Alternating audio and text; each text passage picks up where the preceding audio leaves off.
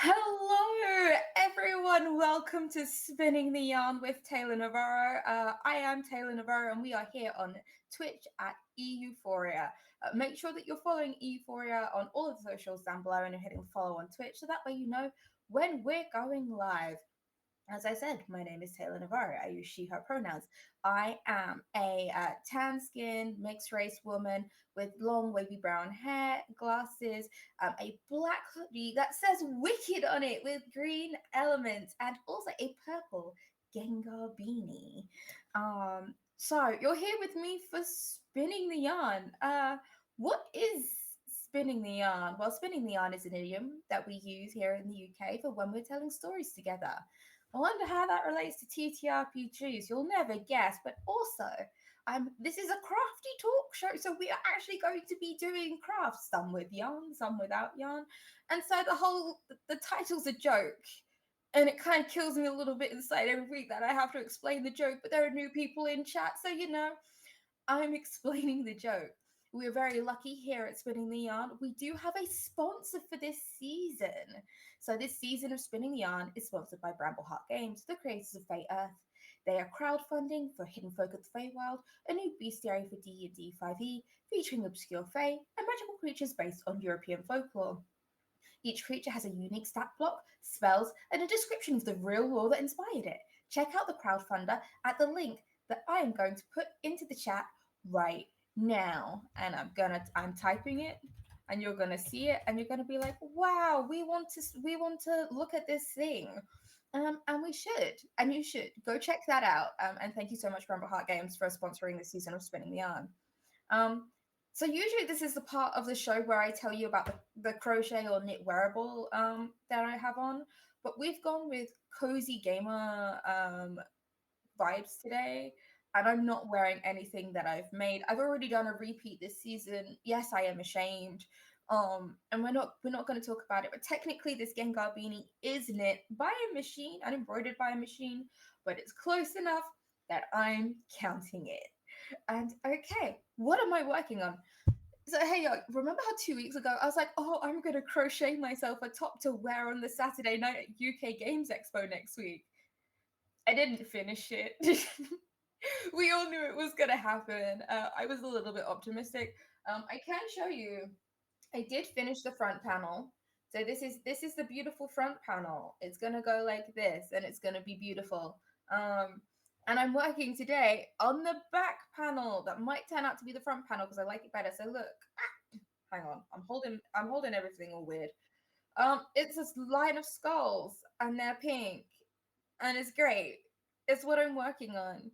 But I'm not working alone. I very rarely work alone. I love a little bit of collaboration. So without further ado, hey, I have a Hello. guest. Guest, would you please introduce yourself with the chat? Hey, hello. I am Finley. I am a mixed race person. My hair is currently done in like kind of twists. My headphones are holding half my hair back. I am wearing a kind of light floral shirt. My pronouns are they, he. And I'm here to hang out with my good friend Taylor. Yay! You did it! We made it! This We show is did it! definitely a professional TTRPG chat show and not an excuse for me to talk about my love about art with my friends. Yay! Yay! So, Finley, what you working on? What am I working on? I'm working on some nerd shit. I had to remember that I can swear on this show. You can swear. So We love a good swear word or two. I've It is been after Watershed, I think. fantastic. Hmm. I've been a little busy bee and I missed one of my hobbies, playing video games. And for the last few months, I don't know if you've heard of a game called Blueprints. I have heard of it. Yes. Okay, so this game is like catnip to me. I have been dying to play it, but I've been too busy to play it. I've Hmm. bought it for myself, and in preparation, I love a game that makes me want to take notes because, fun fact, I'm an awful note taker. 0% chance if I'm at your table in a tabletop game, I'm not taking notes, babes. I'm Look, the letting note that wash taker, over me. people are born as note takers. You can't become one. And if you're not assigned note taker at birth, that's not on you. Real and true.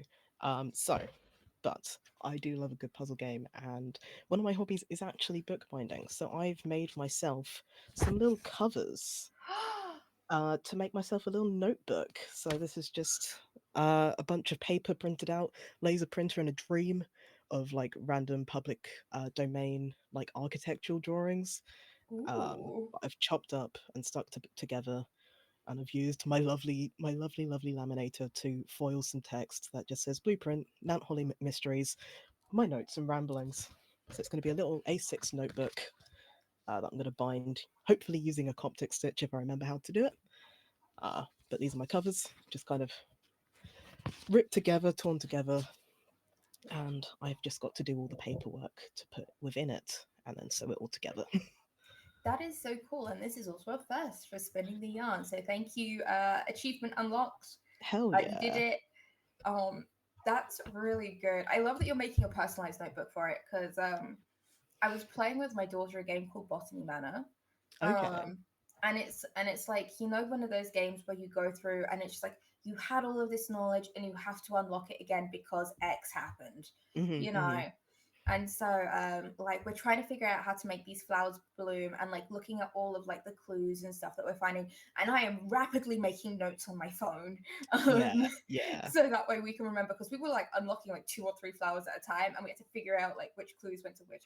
And if I'd had a notebook, I'm terrible at typing up notes, but writing notes, like physically like writing them Mm, out, I'm a pro. I can do this all day every day. um yeah. so like, but I've never had like a personalized notebook for something.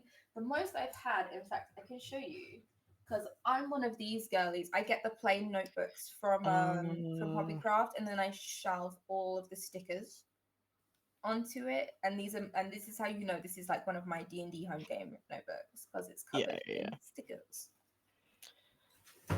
No, I would love to be. I am a notebook person. I am. Notebooks are I great. don't use them. I get really anxious about using notebooks. Like I get anxious about using stickers. So I cannot count how many notebooks I have. I started breaking that cycle when I started buying notebooks specifically to play solo games. Um, but if I buy a Aw. notebook and I don't use it for anything, it just sits unused in a drawer of shame. You know what? One day you'll find the perfect use for those notebooks. So it's not a drawer of shame. It's that I'm holding these until later. No, for real, for real. Uh huh. So you've mentioned like no like bookbinding, Hmm. but I know you have a lot more crafty hobbies in that. So would you like to kind of give us a rundown on all of the different crafts that you do? So I love picking up a hobby and then dropping it a few months later if it doesn't immediately hit the vibe. uh, Relatable. but the one that I've probably stuck with the longest is dice making. I make dice out of resin. I get funky with chemicals.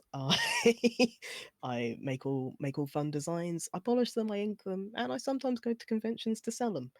Um, Wait. that has Do you mean I've got one here? It comes in this cute little takeout container. And ta-da! Look uh, what I got at UK Games Expo, everyone. My favorite thing, where is it? Is my camera gonna focus in on this? Probably not. Can you see this? If I do this, is this gonna got to do there's like a the makeup shrimp for the hand. 20. The 20 is a shrimp. And I it's should probably. beautiful. And in fact, I have also within arm's reach. Like, can you tell I'm a fan of Finley's work? Oh man. I also have this one that I think you gave me at Big Bad Con, I think so. Yes, I was giving out dice at Big Bad Con. and this one that I got from UK Games Expo last year, the first time that I met you. Yeah. So every time I see Finley at a con, I get some dice. And I appreciate it so much. But yeah, no, we should explain the shrimp thing. My dice making side hustle question mark hobby is If shrimp you fried want to, dice. or you can leave the chat guessing. It's your choice. No, man, it's shrimp fried dice. It's like the most genius part of why I make dice. I can't stop making dice now. Um, People have asked me what's my deal with shrimp, and I'm like, I'm kind of ambivalent to shrimp. Hang on, this is a hot take. You're telling me that you're ambivalent to shrimp when your brand is shrimp fried dice. Okay, like I respect dice. I respect shrimp.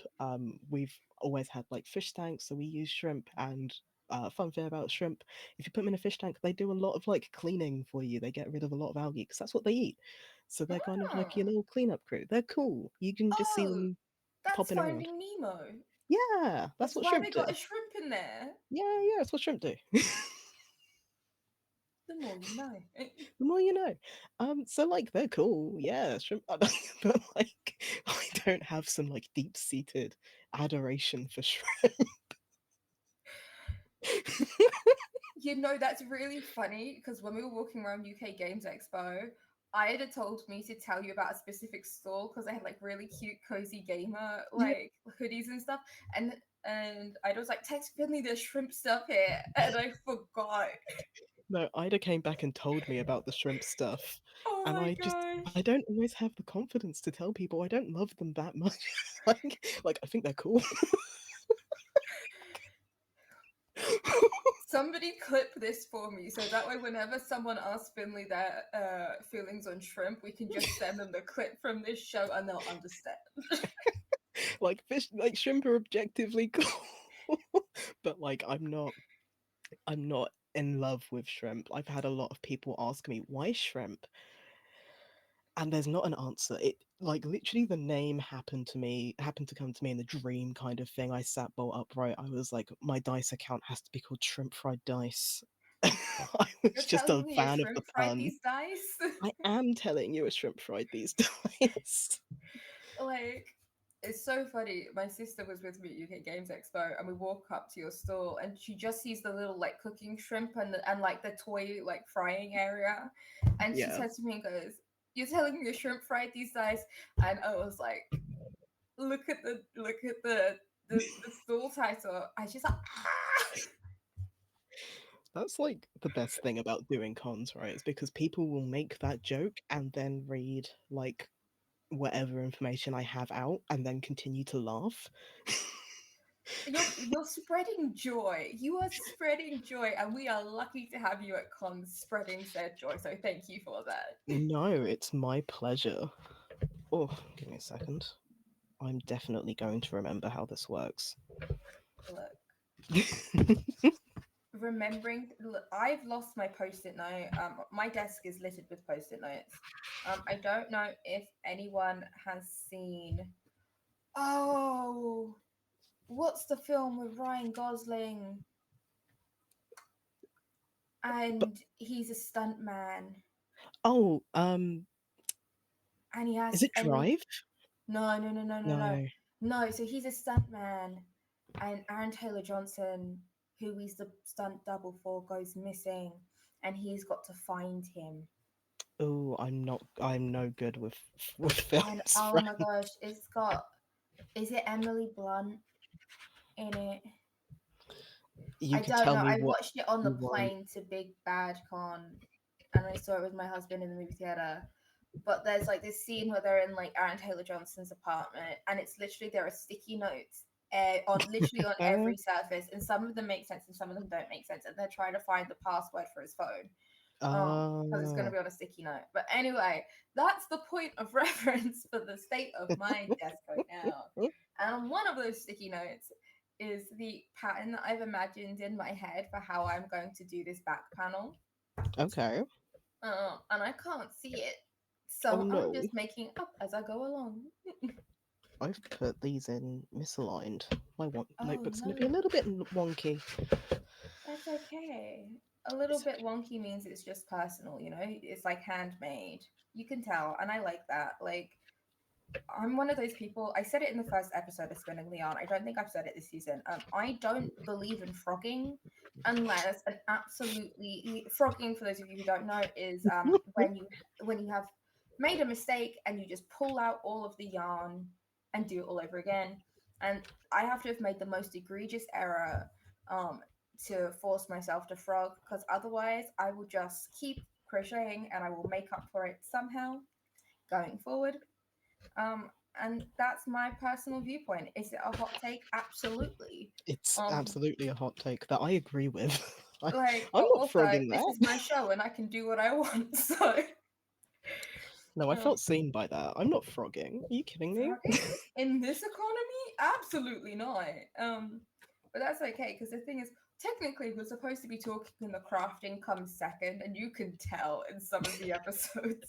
But also, we could just take a pause so that way you could focus on what you're doing for a second, and that's also valid. And it's my show; I can do what I want. You can do what you want. You have all the power here. Hmm. So Um, you do dice making, you do yes, bookbinding. Do you have yes. any other kind of crafty hobbies, or is that kind of is that it for you? Oh, I forgot that was the question. No, I crochet on occasion. I enjoy crocheting. Ooh. Um, I love. Okay, is crocheting the hobby or is buying yarn the hobby? True They're both. questions They're to separate hobbies. They're ask. separate hobbies. Some people have both, Mm, and some people just have the one. no, My hobby is hoarding crafting supplies. I can never let them go. I Um, feel that. and then it gets to the point where my storage is overwhelmed, and then I have to give them away because Uh huh. otherwise, like my brain starts screaming at me because it's just taking up too much space. Uh huh. And then we repeat the cycle of I slowly start getting like crafting materials again, and then I get to Mm-hmm. the overwhelm. Um, I'm not a cycle breaker. I'm sorry, everyone. I'm not. Oh no, I have okay. So I had a crochet project that I was on track to finishing, and then I can't remember what happened earlier this year, but I just like had a week where I was like, you know what, this project can sit aside because it was going to be a project for my partner. It was going to be a blanket that I'm crocheting. I don't know Oh, if you've seen. It's like a viral thing. There was a 7 day star blanket. That is a lie. it's You a can't. lie. It's If it's you do nothing else for 7 days, then yeah, sure. But this like, is this we is got the liars. 4 month star blanket. No, and that is that.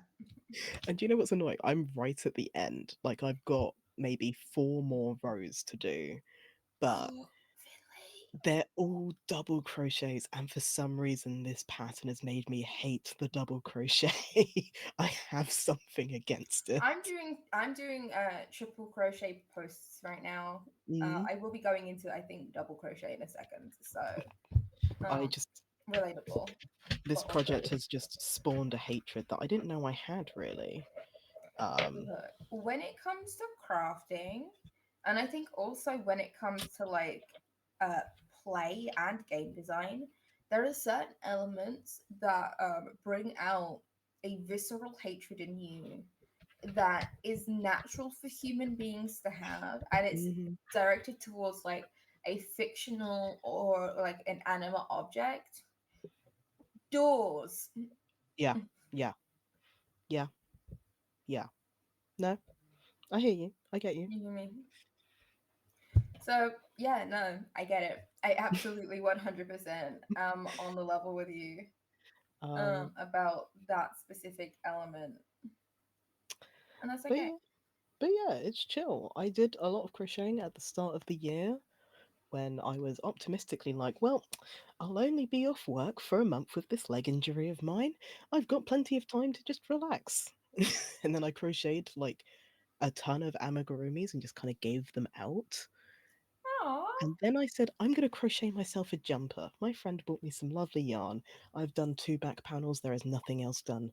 I've done the two Sleeves are the panels. devil. I will tell you, sleeves are the devil, I will finish and that jumper before autumn. this is this is me swearing my oath to that. If I uh, if I get we free need to have a time, group accountability club or something because real. absolutely, look, now I'm untangling like this string, like it's my turn now. Yeah, no, I was like when I went to Big Bad College, I was like half a sleeve away from finishing like this mesh jumper that I made. Mm, And I was like, oh yeah, I'll have plenty of time, like while I'm sitting and talking to people, and like in the evenings when I'm in my room by myself decompressing. So anyway, I finished it like a month and a half ago. Oh, sick. Sick. We love that. Sleeves bad. Okay, but so you Sorry. crochet. So we're gonna get back on track. I bring you. Oh, I'll take us off the rails and I'll bring us back on. God damn it. Um. So crochet, Yes. bookbinding, dice Yes. making, TTRPGs. Yeah. How does your timeline work out? What comes first? What inspires everything else? Finley, give me an overview. Um, I tell you what, out of all those crafty hobbies, tabletop games actually comes first. Yeah, oh, those I need you to know, those three Well, that makes sense hobbies for I dice making. picked up at university. Like, I so get. dice making came just before the pandemic, crocheting as the pandemic hit, and then bookbinding um during my master's degree. An absolute icon. um yeah, that's where those three hobbies came from. Yeah, so TTRPGs came first. I got into tabletop games when I was like 15. Question mark. Wow. I I had always been interested in like Dungeons and Dragons, right? Like it was just through the cultural osmosis. It was Mm-hmm, always mm-hmm, something that I had been interested in, but not quite sure how to get into it. My mum was not a fan of fantasy stuff. I was an only child for most of my life, and mm-hmm. so it was me and a lot of reading that I did, um, and like just kind of this love of fantasy. And it must have been through Tumblr. Like I've got to expose myself. I was in like role playing circles for like other things like text based role plays, and I Yeah. think very naturally Dungeons and Dragons started coming across my dashboard, specifically Critical Role. Um, Mm-hmm.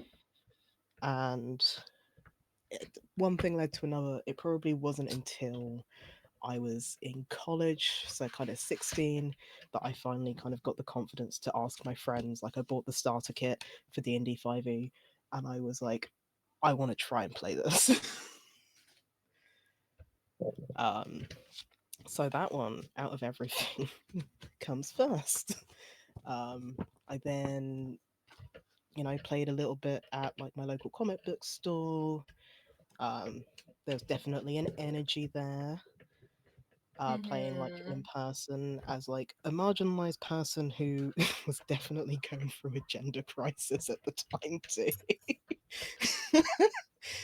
uh so like there's a lot there that I was just kind of chilling with. Um and yes, it kind of got to like being at college. Then eventually when I got to uni I met more friends in these circles, and I've never really looked back from TTRPGs. I've always loved writing. I've always loved telling stories. Um, Mm-hmm. and I've always loved the appeal of telling stories with friends. Yeah. So it I, seems very natural to like have loved them for nearly 10 years now. that's awesome. That's absolutely awesome. Like, Sorry, that was a long rambling no, absolutely explanation. not. You're my guest. I am interviewing you. You need to answer long, like, otherwise, we're not making it like to the full hour. So you're doing absolutely perfect. But no, okay. I first of all, very brave for you to like go up to your friends and be like, "Hey, I want to play this." 10 out of 10. I do think there's something just like the natural. I do think it is like a kind of natural need in human beings to tell stories to each other and with each other. Because Mm, like we see like from fairy tales back when they originally used like cautionary tales, like gossip is its own form of telling stories and it's used to kind of protect you from like I guess like social pariahs and also dangerous people and stuff like that. no, really. It is 100% a part of the human experience, Hmm. and so it is Like it is beautiful and natural, and honestly, like I get it. So you start with TTRPGs, and then you kind of go into ooh, what's next? What comes next in the timeline? Um, what comes next? It would be dice making. So I can't, alongside enjoying D&D comes collecting dice. I'm not about to get out like my dice collection because it's not healthy. But Hang it on, comes. Finley, have you seen my dice bag? I have. Um, I wish I could show Is your you dice bag mine. bigger or smaller than my dice bag? It may be bigger, so it's like this. I'll have to get a picture of it because I don't know where it is right this second.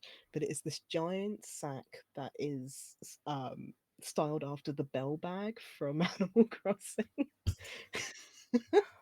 Okay, It is okay. it's large. It's large. It's a large boy.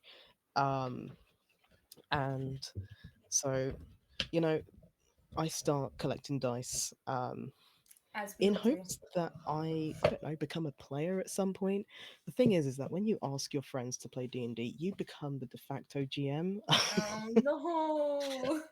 um, so I kept on buying dice, and through these kind of communities that I found online, some people were selling handmade dice, and like I thought that was really cool that people were able to make dice. I thought I want to try that. Um, and it was, it's like a kind of a costly hobby to like Mm, try. So I tried like for a little while, and I was like, okay, I can see where I can get better with this. um and it was a very slippery slope from there to like I actually want to get very good at this, and it's taken a long time. I've been doing it for years, and like a lot of dice that I made in the beginning weren't very good, but I liked doing the process. I liked going through the motions of seeing how like resin interacted with like different like colorants, different glitters. mm-hmm. That's part of the fun. That's Um, awesome. and so that was next, straight after the the dice making, straight after the TTRPG D&D obsession. I then got to uni. Uh, was on a narratology course where we were talking about tabletop games, and that was kind of my introduction to. There are tabletop games other than Dungeons and Dragons, but Dungeons and Dragons is the big popular one. Mm-hmm, mm-hmm, And I was like, mm-hmm, mm-hmm. hold on, okay. So that was me starting to dabble in other TTRPGs. I was mostly playing D&D, making dice, 7-piece sets, as you do. Mm-hmm. And uh, it would have just been just before the pandemic, I find out about this fun little game called The Wretched Ooh. from by Loot the Room, Chris Bissett. Have you met Um, Chris? I have very briefly. Um, Chris is last lovely. year, uh, someone basically plonked me. I think it was Matt Sanders plonked me in front of Chris and said, "Here is Finley. They have researched your game." I stood there like a scared chihuahua, like. That's very mad. Well, That's very mad. it went from Chan to Matt to from Matt to Chris. Like I got passed around, like, and all I could do was really tremble in kind of anxiety. um, I said hi to Chris very briefly this year. They're lovely, but yeah, I found out about the Wretched from, I think it was one itch.io bundle that I supported, Mm-hmm, in support of like racial equality and justice. And mm-hmm. I was like, huh, you can play tabletop games by yourself. That's really cool. I'm going to make this my entire personality and pursue a master's after it. And I love you for that decision. I think you're genuinely one of the coolest people I know because of that decision specifically. Carry on. Oh, no, because I ended up redoing my third year at university. My first time doing my third year, I had this great big project on characters of color in video games, and I burnt out. I burnt out really hard, really fast. Mm-hmm. um, and there was this weird energy turning with video games where I could see. The warning signs on the walls. If anyone is aware of the video games industry, there is a lot of issues present, ongoing, et al. But I love them. And so when I did my third year once again, I got a new supervisor and I was like, I'm gonna study solo role playing games and you can't stop me. So from there on, I pursued my master's degree to kind of expand on my research, kind of do better than my Hmm. undergraduate project. Um, Kind of investigating like design theory, how we analyze and define communities, all through kind of this queer trans lens focused on solo role playing games in a nice little bundle. That's amazing. That is so cool.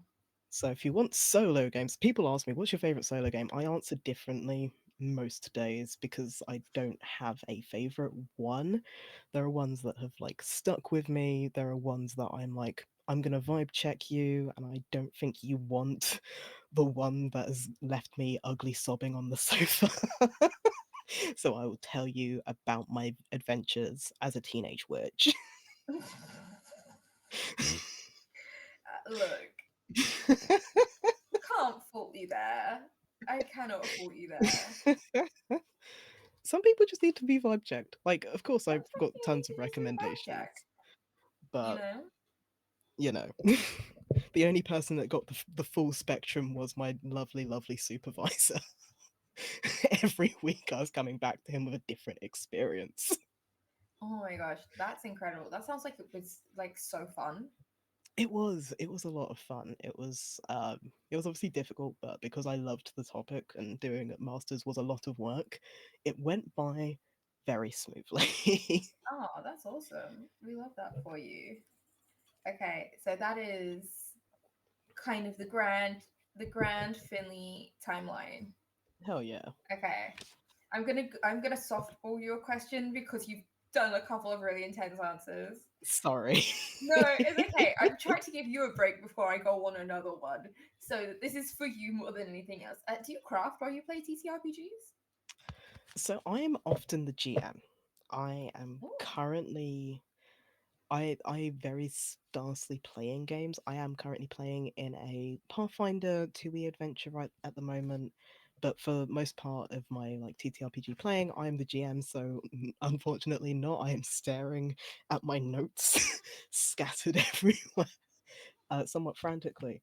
And when I play, um, I don't really do anything. Finley, uh, I have a really important side question. uh, So you know how you're like the forever GM pretty much? uh. Why the fascination with solo games if you're just also GMing for yourself now as well? Um, Again, it's that idea of like storytelling, right? Mm-hmm. So with GMing, uh, the special experience I enjoy with GMing, especially with my friends who are like my most frequent players, is the fact that not only am I telling a story, we are creating a story together. My style of GMing very much leaves open opportunity for my players to jump up and say, actually, we're going to do something that you couldn't have planned for. I, as a GM, don't do a lot of planning because I'd much rather craft that story with my players. Mm-hmm. Because at the end of the day, if they want to pursue something, I'm not going to railroad them onto something that I think is cool. They clearly think something else is far cooler. Railroading is bad. We don't support railroading here. So, No, no. Like at the moment in my current it's D&D, but it's D&D by way of I've smashed the system apart and put it together again. um like, they're about to go on their first big adventure and they're like, actually, no, we want to do a grand heist into like our boss's apartment. And I'm like, yeah, go on then. If you want to research your weird boss, like go for hello. it. But I like have questions. that's what my players have chosen to do, right? Like they like in our story, the world has been told to like been foretold to end in 1 year. They've been given all of these plot threads that they could go and explore, and they've said, we need to vibe check our very weird, sketchy boss. um, we're breaking into his apartment, I and I've don't gone, blame them. Carry on. fantastic. I love this for you guys. Um, That's I have two amazing. bosses who are in the middle of divorce proceedings, so like they're just obsessed with these two weirdos who are getting divorced. They're not gonna save the world, but they are gonna save either the marriage or one of them from the marriage. You know what I Yeah, mean? yeah.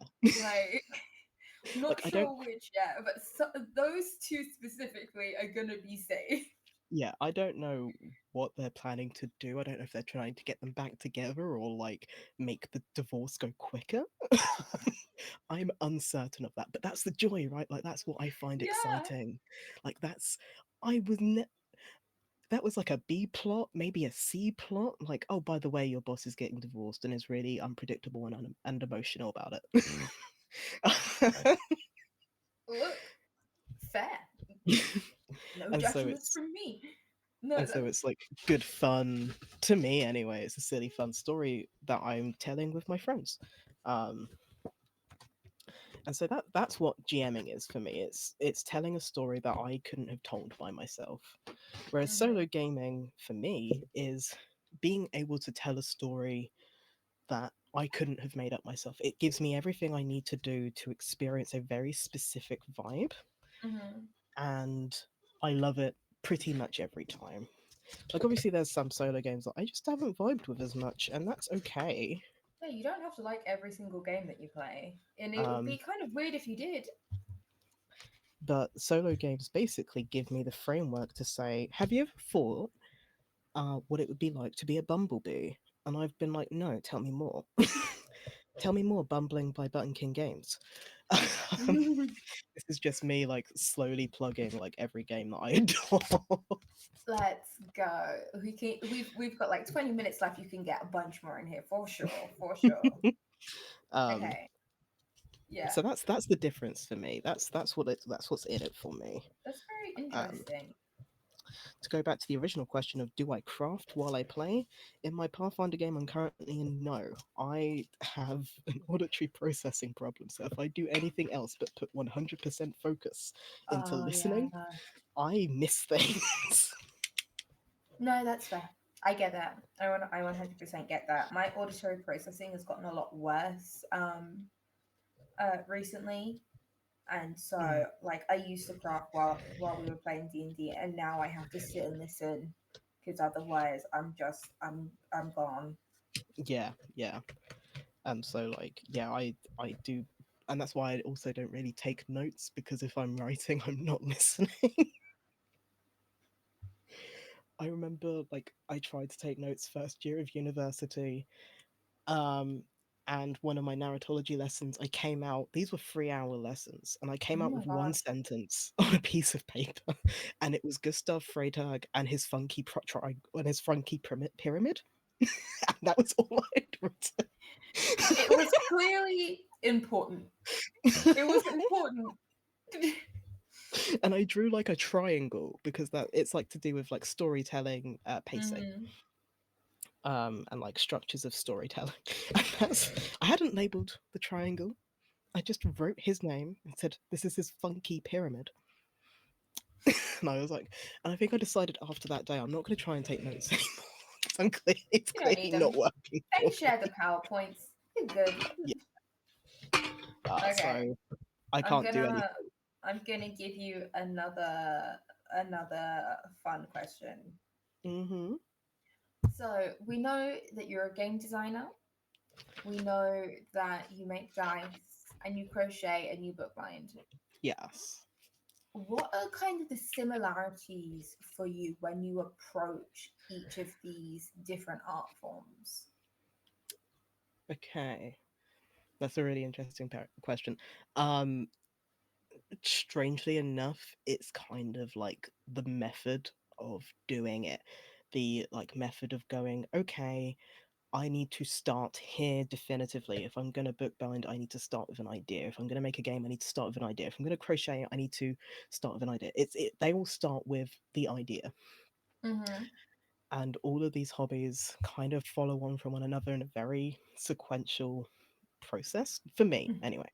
there's a very kind of supposedly straightforward um, approach to all of these things. Whether or not I stick to that straightforward approach is, up for debate. Mm-hmm. But we go from the idea to the instructions, right? When I'm bookbinding, am I going to try a new style of binding? Am I going to, do I need to research this? How many, get your pieces together basically. Open up a Yeah. Lego box. What do you do first? You get your pieces together. When you start a puzzle, what do? You put all the edges to the side. It's that kind of starting point. When I make a game, I've got to decide on if I'm using a new system, am I making an original system? Like there is like kind of the same considerations. Yeah. Yeah. Um, Step two, follow the instructions. Um, so like go forward from there. When it comes to games design, it's specifically like consider playing other games like that are made with the same system or trying to equate what I'm trying to do to a system that already exists. Mm-hmm. Because I don't love the idea of making a new system. I think a lot of good systems exist out there, so I try and make my work easy for myself. Um, Hmm. but that obviously comes with like a stage of kind of researching, looking around. Same with crocheting, you have a research phase, you shop about, uh, and then whatever that looks like, there is then putting that plan into action. With games design, there is, taking your idea and saying, well, okay, it fits with this system or it fits with this kind of vibe. Where am I going from here? Like, what themes do I want to explore? Bookbinding. Why am I making a book? I need a purpose to do bookbinding, really. Mm-hmm. Crocheting. Why am I doing this? Let's get going. Let's make so many mistakes along the way. I'm not a person that likes to dwell in the details of doing things correctly unless I really have to. Dice Mm-hmm. making is one of those things that I really have to do correctly because I ask people for money for those things. Mm. No, that's fair. um, and games, I've started asking people for money for my games, but a lot of them are very Good. small scale. They're done with a very concise theme, and I think as Mm-hmm. long as I can marry everything through narrative, through theming, and through design principles, um, I'll make a game that means something to me at the very least. Yeah. And if I like playing my own game, that's all that matters to me, really. I love that. Like that's very.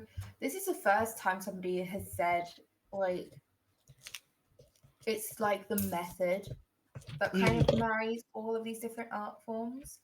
And it's very funny because when you think about art, like you don't always think about, the method, like the step by step of how the art is created. You're thinking about the mm, emotions and the impact and like how it's interpreted and like mm, mm. what is put into it. But that like there has to be a process, Yeah, you yeah. know, because like even the most chaotic of pieces still have a process, Mm, mm, mm. you know. And so I love getting this alternative kind of perspective on how this is like how this is approached. Like Yeah, that's yeah. very interesting to me. I mean, that was part of my research, right? Like a part of it was how do different designers approach games design as a Mm-hmm. baseline? Um, like I interviewed some lovely people and asked them questions on that, like how do you do it? And a lot of them say I just do it, and everyone has their different approaches to it. Everyone has a different outlook, Mm-hmm. um, and to me, much like a story, everything has a beginning, a middle, and an end point. Mm-hmm. Um, Academia has your literature review, your you know methodology, and your discussion and a conclusion. Everything has the same structure. um, so it doesn't so I pay a lot of attention to, like, okay, how do I get this from an idea that I think is cute to something that is tangible, right? Like Mm-hmm. I love that aspect of all of the hobbies I do. Like at the end of bookbinding, I should have a book. um, Hopefully. at the end of crocheting something, I'll have something tangible there, or like at the very least I have a half finished blanket tucked in a corner, but I still made that. You did. um, and very much the same with games design. Once you start, especially with designing solo games, I play test a lot of my solo games. I then ask other people to do it, but once I start seeing how it all interconnects, well, then I'm at the end phase, right? Then I'm like, okay, Hmm. it plays, um, which is always a great revelation to have. It plays, it works. We love when it works because sometimes it doesn't work, and then things get, for lack of a better term, dicey. Yeah. Because you're having to figure out, well, where is the problem? Why doesn't it play? Mm-mm. And I think I've got this very hand wavy approach to like what success looks like.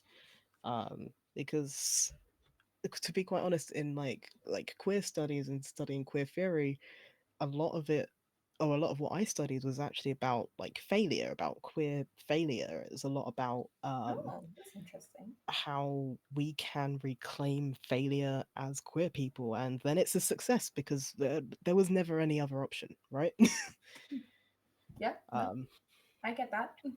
and so to me, even if I was selling like mini zines, I don't think I actually proofread my mini zine for my game Dig, but I was like, it's out there. That in of itself is a monumental success. Oh, 100%. Like the amount um, of like games, art, like projects. I have so many like work in progress like whips mhm. stashed away everywhere. And those are failures until I pick them up and finish them, and then they become a success. Yeah. You know, making something that is imperfect. Like I've seen this a lot on Blue Sky recently Mhm. about just make the thing, just finish it. Like Mm, because that is better than not having done it at all or like not completed it at all. yeah. And I do very much agree with that. My mantra is always proud of, not perfect.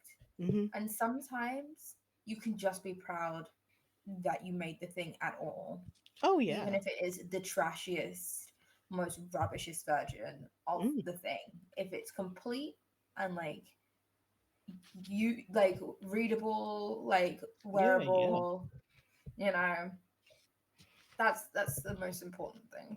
Yeah. No. Absolutely. And second to all of that, the most important thing for myself is that in some ways my games come from a very personal place. I Hmm. made a joke in again one of the mini zines I was handing out that someone actually called me up on. They were like, "Why do you say that your games are about being trans and then you've crossed it out and then put self-reflection?" I'm like, "Well, all my games are about being trans." And they're like, "Even the one about digging a hole." And this guy was kind of smarmy. I was like, "Yes, even the one about digging a hole." If you don't get that, that's your problem, which isn't the best perspective to have. But Like yeah, like that reminds me, there was one of your games, I think it was like for the 27 word jam or mm, something like that, that yeah, yeah, absolutely shot me in the heart. yeah, Because like it was like roll a d6 to see how your day goes, and you list like 1 2, and 1 to 6 is all really really bad, and then you just write 7 like rest. yeah, And I yeah. was just like, oh no. Oh no, I relate to this so hard. This hurts me to my core because also in reading this and relating it to myself, it made me relate to you as Mm. well in that moment. And it's like, oh no, That's the thing, it's especially beautiful. with like my interest in solo games, right? Especially going from, games that are like published in these beautiful zines and hardbacks to games that I just find on itch. Solo games, more so than any other game, are a dialogue between the designer and one other person. And that Oh, is 100%. really intimate when you think about it. That's a really intimate time that you have. Like it's just you and one other person. No matter what side of the thing you put yourself on, you are as a player getting a glimpse into a designer that has clearly had a purpose to making this game to be aimed at one person. And as a designer, at least I do, I make it my mission to really put myself out there in a way that I'm like, if one other person kind of gets this, then that's fine. I have done that with my solo games, and I didn't even like I think there's something in game designers, and this might be a generalizing kind of sweeping Mm, statement, but I think there is an intense desire to be understood when mm, it comes to game design. And it doesn't always come across straight away. And sometimes we design things because it's just like, okay, we've been given the matrix, we know mm, what we have to do, we're doing this assignment. But in yeah. a lot of indie games, especially, or in systems that let you get really weird with it, Mm-hmm. or systems that don't usually let you get weird with it, and you kind of mold them to your will. Mm-hmm. Um, there is this intense desire to be understood, and I know I've done it because my first solo game was a game called Family Album, and it was a game about like using a deck of cards to try and find the Joker, which is a picture of you with your child, because I Mm-hmm. couldn't find any photos of me with my child, and it was that very same thing of like, um, I am making this game knowing that probably no one is going to play it, but the one person who needs to see it and needs to use it to explain to their spouse why they're upset right now and can only do it through a TTRPG is going to Mm-hmm. find this and they're going to use this and they're going to understand it. Yeah. Or this game is going to get somebody to understand me. Mm-hmm. And it might accomplish both, it might accomplish neither. But I Mm-hmm. made it and I put it out. And I'm actually planning to do a re-release for it because Mm-hmm. yeah, we're going Kickstarter so I can pay for art and stuff because she craves to be understood. No, but like, I totally get you. Like, I've been talking about absolutely bananas ideas, and like, I want to take some ideas to Kickstarter, absolutely. Like, Mm-hmm. and it's definitely, as you say, a desire to be understood. And I think for myself, as a weird little academic, there's a kind of derogatory term called an acafan. It's when you're a fan of the thing that you're researching, and it can be derogatory at times. um, it's more, my interest is in how people respond to it, and then Mm. if people understand what I put into that thing. I had a lot of people at Games Expo last weekend ask me, "You role playing as a haunted house?" And I would just go, "Yeah."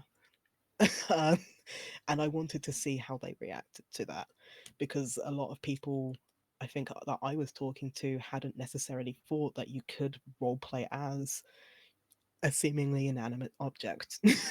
Not only can you, Ren did an actual play of that for Black History Month here on Yeah. Euphoria. If you haven't seen that, go and watch that after the show is over because I don't like horror.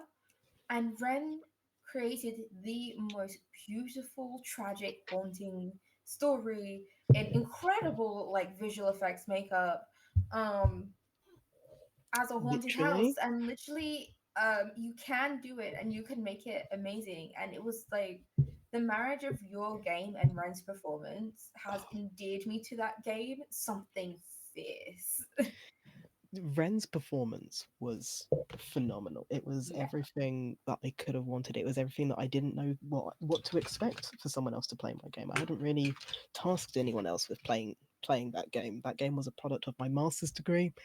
I didn't ask anyone to playtest it. I put it out for the one page RPG jam a couple of years ago, and it just existed in the world until that point, and it was just a it was lovely. It was honestly so lovely to see an interpretation of that. It was so lovely to Hmm. see something new be born of it. Because obviously my own playthrough is differed quite a lot. Yeah, but art is open to interpretation. And I do love like the kind of marriage between game design as art and actual play as art, and where Hmm. you can tell like the shared themes kind of come through, and then when you can tell like individual interpretation kind of shines through, Yeah. and it's like almost like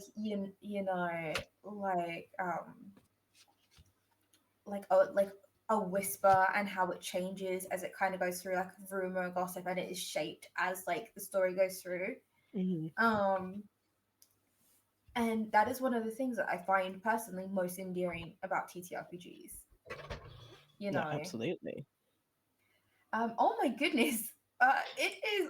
Oh, we're almost at end time. I just saw the time myself and I was like, oops, I was like, rambled. oh yeah, we got like another 15 minutes. We don't. We do Um, not. we do not. So I'm gonna go over here to Twitch and I'm going to type in your name, Finley, and hopefully the Oh, command comes up. The I, command doesn't come up, so we're not I gonna can't worry remember about what I that. wrote for that. It's okay. Everything is fine and good. It's a stream I'm producing, so something has to be broken. Don't worry about it. Um, so for all of the lovely people in the chat, where can they find you?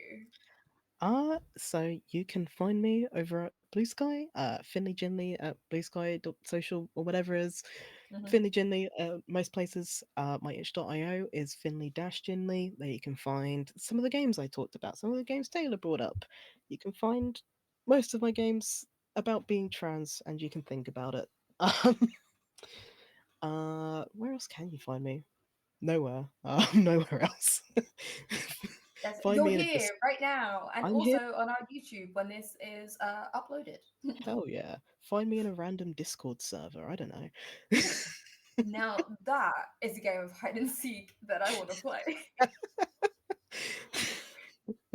Just looking at uh is Finley in here? No, okay, moving no. on. Just poking your head into various discords. No. But yeah. Finley Ginley, Blue Sky, Itch. I post about things sometimes. I'm a silly little guy. Yay! You did it. Yay. Awesome. In that case, my name is Taylor Navarro. I use she, her pronouns. You can find me here at Euphoria, being a creative consultant, hosting Spinning the Yarn. Make sure you're following us on socials so you know when the next one is and who my next guest is. Because, Ooh. I'm not telling you now. Um, Ooh. you can find me over at moonbeam.stream, which is a new streaming platform where I stream, and I'm also chief of staff of that company. So I'm making posts, giving updates. I'm also running all of the moonbeam dot stream socials. So if you want to Oh, see me be unhinged and try and do marketing, you can go and find those two. You can also find me. I should probably talk about it. I have been nominated for a Crit Award for most outstanding community member because of the work that I do for diversity and inclusion for POC in the UK. If you go to my Blue Sky, I made a thread recently just like letting you know the work that I've done. And if you feel so moved, you can vote for me. I'm not asking you to. I am. I'm Okay. biased.